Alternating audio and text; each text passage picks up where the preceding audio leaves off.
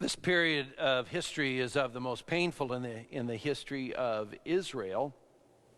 It leads to the Babylonian exile. So when Nebuchadnezzar destroyed the king, or destroyed the nation of Judah, really, and conquered Jerusalem, he did so. We hear about a siege. I mean, that was a military methodology in the ancient world, a time of walled cities. You just have your army, your huge army, and camp around the city so nobody can get to the farms. And after a while, they don't have supplies. They run out of supplies, and they start starving.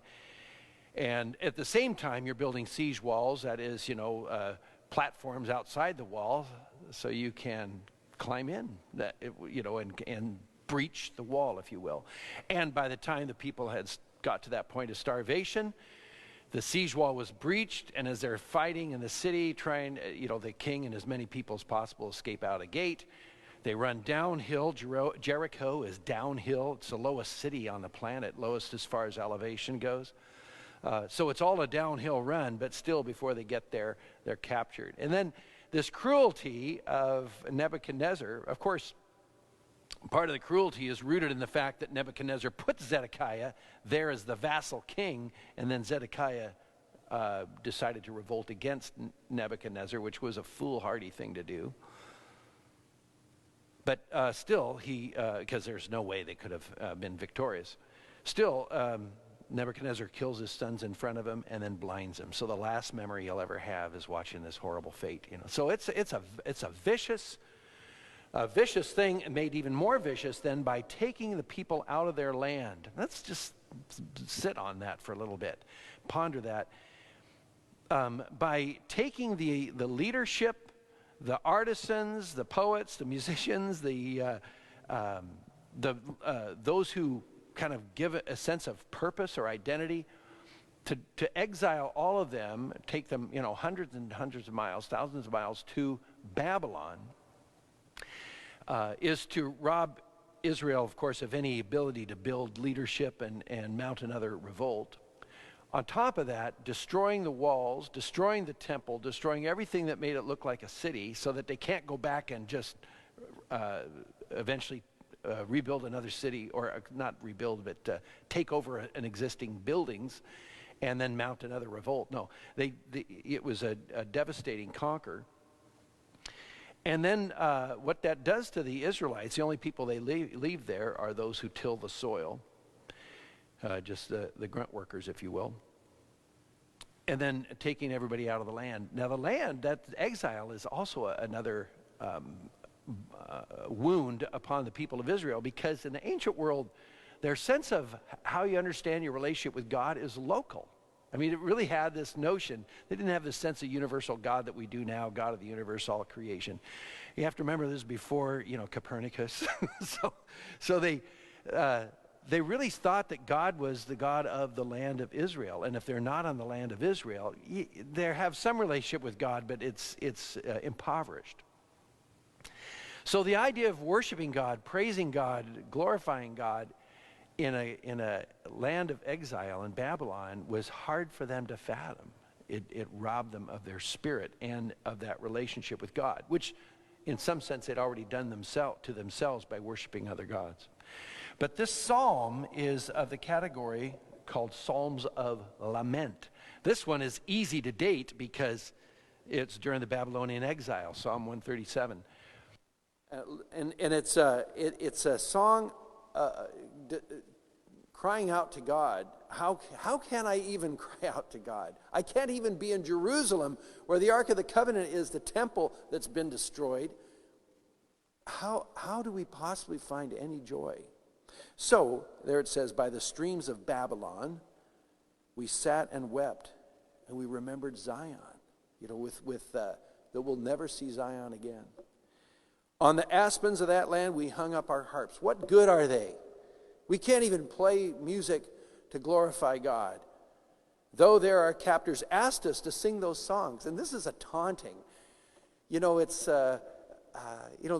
the songs of Israel, they would have been joyous songs, lamenting songs, the blues, There would have been songs of glory and to God, and people might have heard, the Babylonians might have heard that. Oh, sing those little ditties that you do, But they're songs of their love for God. How can they possibly sing, in this time and feeling forced to it by these captors?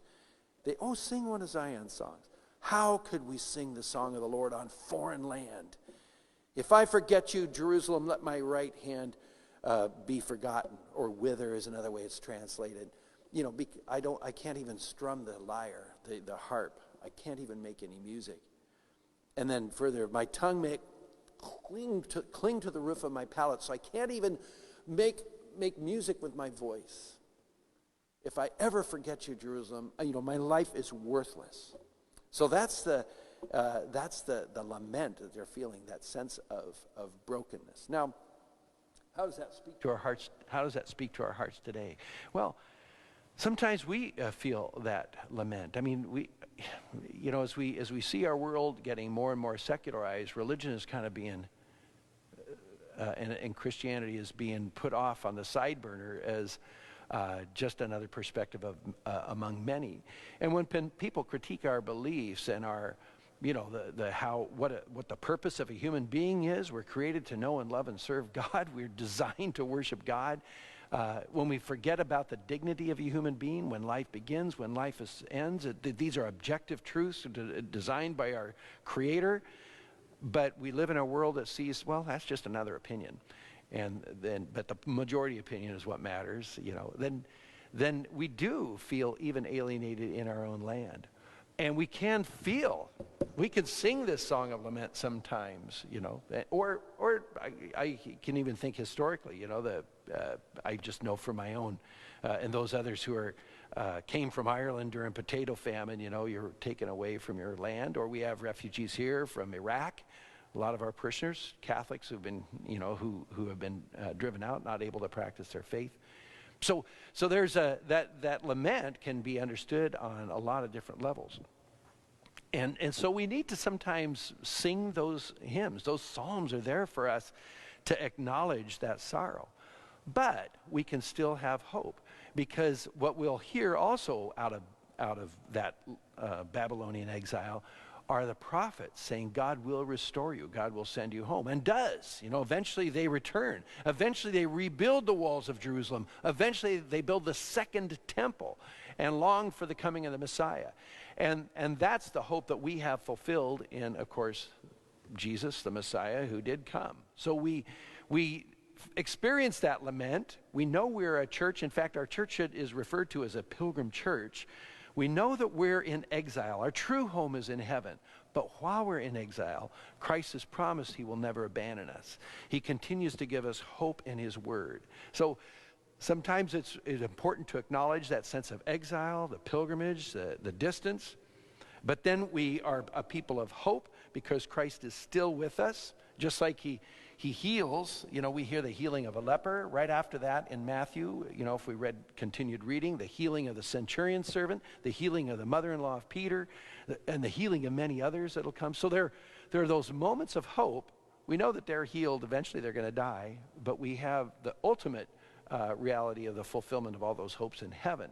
But still, while we live on this earth, we live heaven-bound, living by the values of the kingdom of heaven, proclaiming that hope to the world, living that rightfully, and so that we don't get wallowed down and stuck in the lament. But we need to acknowledge it from time to time, but also acknowledge our hope. I think that's what helps, at least myself, but I think that helps us as a church to navigate the troubled waters of living in this culture and society.